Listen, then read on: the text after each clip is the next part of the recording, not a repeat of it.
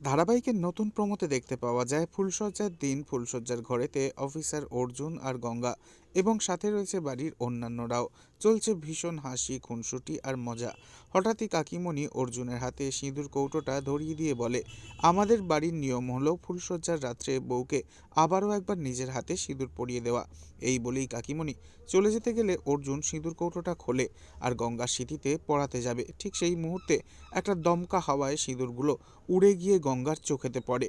গঙ্গা কিছু দেখতে না পেলে তখন অর্জুন নিজের পকেট থেকে রুমাল নিয়ে রুমালে ফুঁ দিয়ে সেই রুমাল গঙ্গার চোখে চেপে ধরে। এসব দেখে তো গঙ্গার মনটা কেমন হতে শুরু করে। গঙ্গা মনে মনে বলতে থাকে, এত সুখ তোর কপালে ছিল কি গঙ্গা? হঠাৎ করে আমার গাটা এরম কাঁটা দিচ্ছে কেন? মুখ পুরি, তুই কি অর্জুন স্যারকে ভালোবেসে ফেললি? এভাবেই ভীষণ দোটানায় পড়ে যায় গঙ্গা।